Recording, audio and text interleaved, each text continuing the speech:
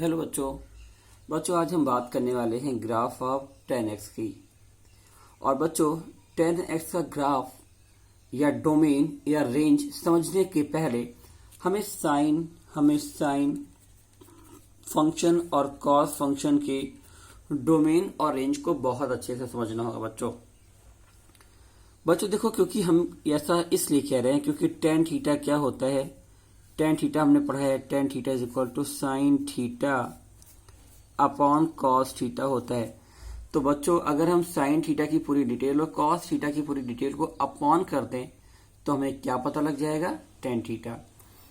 बच्चों देखो हम क्या रहे हैं कि हम टेन थीटा की डिटेल पता करने के लिए कि टेन थीटा का डोमेन क्या होता है, रेंज क्या होता है, हम पहले साइन और कॉस की बात करते हैं। तो बच्चों साइन थीटा का डोमेन क्या होता है, पूरा का पूरा रियल नंबर। और रेंज क्या होती है, रेंज होती है क्लोज इंटरवल -1 to 1।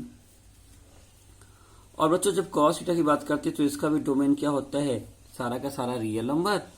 और रेंज क्या होती है -1 to 1। बच्चों ये दोनों का क्या हो गया, ये दोनों का हो गया डोमेन। और ये दोनों की क्या हो गई, रेंज। क्या हो गई, रेंज। तो बच्चों हम ऐसा कह सकते हैं कि साइन और कॉस फंक्शन का डोमेन और रेंज क्या है, सेम है। अब बच्चों इनके ग्राफ की बात करते हैं, हम इनके ग्राफ की बात करते हैं। बच्चों जो साइन थीटा का ग्राफ होता है वो कुछ इस तरह से पास होता है, कुछ इस तरह से पास होता है। और ये पॉइंट हमारा होता है पाई, ये पॉइंट होता है 2 पाई, और ये पॉइंट होता है 3 पाई, और ये पॉइंट हो जाएगा बच्चों 4 पाई। या हम एक बार में ऐसा कह सकते हैं कि हमारा जो ग्राफ है वो एक्स एक्सिस को कहां पर कट करता जा रहा है, पाई, 2 पाई, 3 पाई। तो एक बार बच्चों हमने क्या बोल दिया, एन पाई। एक बार में हमने क्या बोल दिया, एन पाई। और जहां पर एन क्या है हमारा, एन एक इंटीजर है। इसकी वैल्यू, एन की वैल्यू प्लस में भी हो सकती है और माइनस में भी हो सकती है। बच्चों अगर हम वैल्यू प्लस पर रखेंगे तो देखिए पाई, 2 पाई, 3 पाई, 4 पाई मिलेगा। और वैल्यू अगर माइनस में रखते हैं तो -पाई, -2 पाई, -3 पाई, हमें इस डायरेक्शन में सारे एंगल्स मिलेंगे जिन पे हमारा ग्राफ एक्स एक्सिस को कट कर रहा होगा। अब बच्चों समझना, एक्स एक्सिस को कट करने का मतलब हुआ ये सारे वो पॉइंट है जहां पर फंक्शन की वैल्यू क्या हो जा रही, 0। देखिए साइन 180 की वैल्यू क्या होगी बच्चों, 0। साइन 2 पाई यानी 360 की वैल्यू क्या होगी, 0। बच्चों साइन 540 की वैल्यू 0। तो ये सारे एंगल पे साइन फंक्शन की वैल्यू क्या हो जा रही, 0 हो जा रही है। और ये सारे पॉइंट्स हैं क्या, मैंने उनको एक बार में क्या बोल दिया है, एन पाई। बच्चों ऐसे ही कॉस थीटा के केस में हमारा ग्राफ कुछ इस तरह से बनता है। हमारा ग्राफ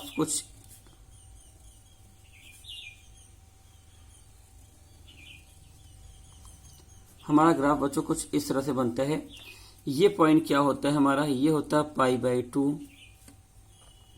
ये पॉइंट क्या होता है बच्चों, ये पॉइंट होता है 3 पाई/2।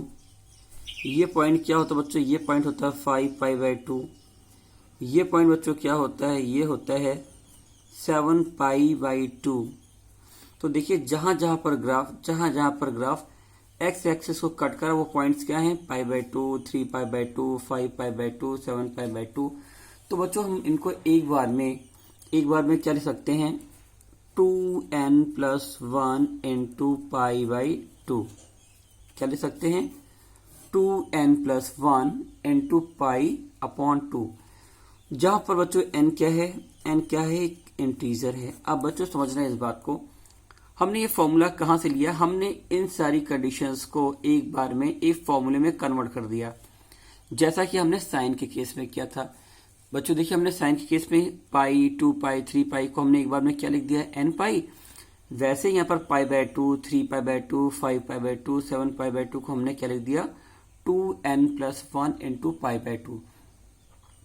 बच्चों ऐसा करने से देखिए हमें फायदा क्या मिला और क्या वैल्यू मिल रही। अगर हमने यहाँ पर n की वैल्यू 0 रख दी, n की वैल्यू 0, तो फर्स्ट वैल्यू क्या मिल जाएगी हमें, फर्स्ट एंगल बच्चों क्या मिल जाएगा, पाई/2।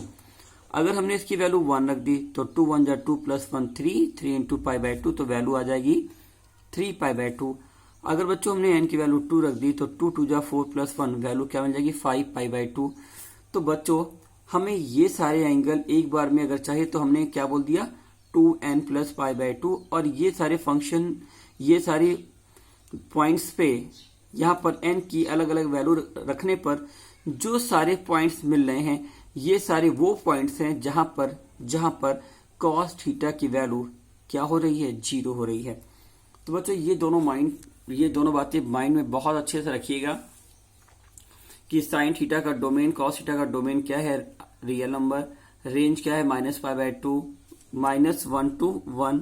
और बच्चों ग्राफ कहां से पास हो रहा है साइन थीटा के केस में ग्राफ पास हो रहा है n पाई से, और cos थीटा के केस में ग्राफ पास हो रहा है 2n + 1 × π/2। अब बच्चों हम बात करते हैं टेन थीटा की। अब हम बात करते हैं टेन थीटा के डोमेन की। तो बच्चों सबसे पहले हम देखिए डोमेन कैसे फाइंड करेंगे। डोमेन फाइंड करने के लिए हमको किसका डोमेन चाहिए tan x का चाहिए। तो tan x बच्चों हम क्या लिख सकते हैं sin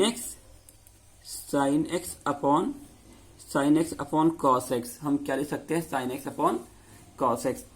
अब बच्चों देखो अगर sin x के डोमेन और cos x के डोमेन को हम अपॉन में कर दे तो बात बन जाएगी, tan x का डोमेन आ जाएगा।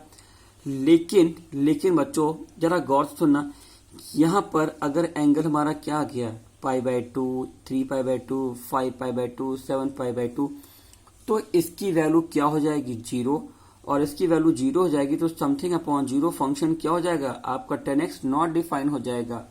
आपका फंक्शन क्या हो जाएगा नॉट डिफाइन हो जाएगा। और आपने डोमेन की जो डेफिनेशन पढ़ी है कि डोमेन उन सारी वैल्यूज का सेट है जिसके लिए फंक्शन क्या हो डिफाइंड हो। तो बच्चों देखो हम क्या करेंगे, हम रियल नंबर से क्या करेंगे, जहां जहां पर cos x 0 हो जाता है, जहां पर cos x 0 होता है, कहां पर 0 होता है 2n + 1 × π/2। तो जहां पर cos x 0 होता है बच्चों हम वो सारी वैल्यू हम क्या करेंगे रियल नंबर से माइनस कर देंगे। क्या लिखेंगे 2n + 1 × π/2। और बच्चों यही क्या हो जाएगा डोमेन ऑफ tan फंक्शन या tan थीटा। बच्चों मैं रिपीट कर रहा हूं, मैंने क्या किया, हमारा जो डोमेन होगा tan x का हमने क्या लिखा है r - 2n + 1 × π/2। बच्चों इसको लिखने के पीछे का लॉजिक ये है कि हमने रियल नंबर से वो सारी वैल्यू जहां पर cos x 0 हो जाता है, जहां पर cos की वैल्यू क्या हो जा रही 0 हो जा रही, हमने क्या कर दिया माइनस कर दिया। क्यों? क्योंकि अगर हम 0 वाला भी एंगल लेंगे तो बच्चों समथिंग अपॉन 0 नॉट डिफाइन हो जाएगा। और डोमेन की डिफिनेशन क्या होती है set of all value for which function is defined. तो इस वैल्यू के लिए 2n + 1 अपॉन π/2 के लिए tan x डिफाइंड नहीं होगा, इसलिए हमने रियल नंबर से वो सारी वैल्यू जहां पर cos थीटा 0 हो रहा था माइनस कर दिया। तो बच्चों ये तो रहा डोमेन, और इसकी रेंज क्या हो जाएगी, इसकी रेंज हो जाएगी पूरा का पूरा रियल नंबर।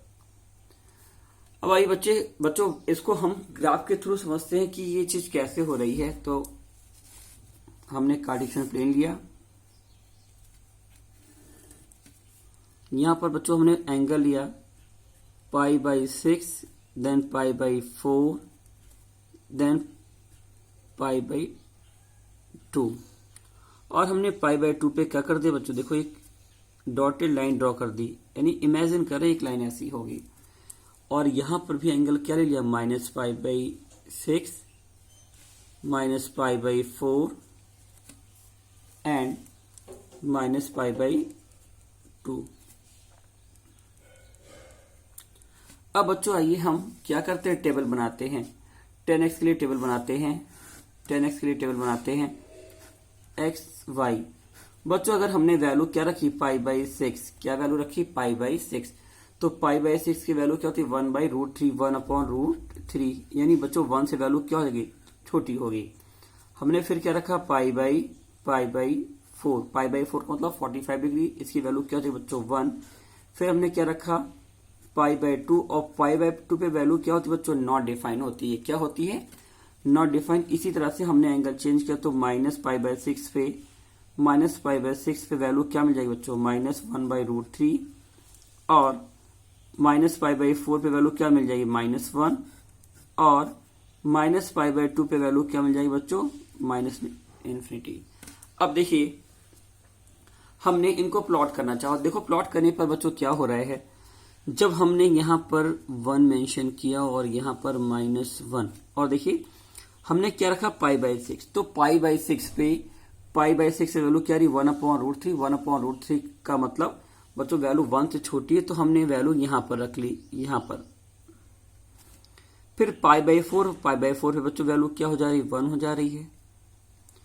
फिर देखिए -π/6 पे वैल्यू क्या हो जाएगी, -1/√3, वैल्यू आपको यहां पर मिलेगी, -1 से छोटा। -π/4 पे वैल्यू क्या मिल रही है आपको, -1 मिल जा रही है।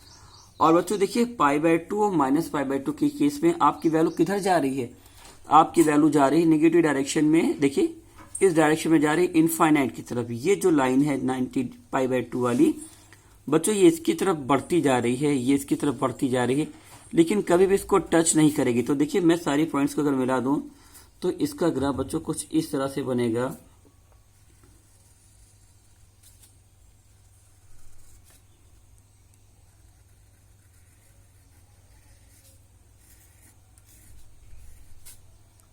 इसका ग्राफ बच्चों कुछ इस तरह से बनेगा, और यही क्या है ग्राफ ऑफ, ये क्या है ग्राफ ऑफ 10x। बच्चों मैं जो बात कह रहा हूं बहुत इंपॉर्टेंट बात है, क्योंकि π/2 पे वैल्यू क्या हो जा रही है, नॉट डिफाइंड, इन्फिनिटी की तरफ जा रही है, तो ये ऐसे आगे बढ़ता रहेगा, लेकिन कभी भी ये दोनों आपस में एक दूसरे को इंटरसेक्ट नहीं करेंगी। और सेम प्रोसेस बेटा इधर भी रिपीट होगा, सेम प्रोसेस इधर भी रिपीट होगा, ये बढ़ती जाएंगी लेकिन कभी भी एक दूसरे को इंटरसेक्ट नहीं करेगी। तो मतलब क्या हुआ, इस पॉइंट पे π/2 पे वैल्यू किधर जा रही है, किधर जा रही है, इनफाइनाइट की तरफ मूव कर रही है बच्चों, इनफाइनाइट की तरफ मूव कर रही है। तो देखिए इसका डोमेन क्या हो गया बच्चों, डोमेन क्या हो गया, r-2n+1 इंटू π/2, और इसकी रेंज देखिए, इसकी रेंज देखिए कहां से, -इन्फिनिटी से प्लस इन्फिनिटी की तरफ मूव कर रही है, -इन्फिनिटी से प्लस इन्फिनिटी की तरफ मूव कर रही है। तो बच्चों एक बार में हम बोल सकते हैं कि इनका रेंज क्या है, सारा का सारा रियल नंबर। तो please note down graph of 10x। Thank you.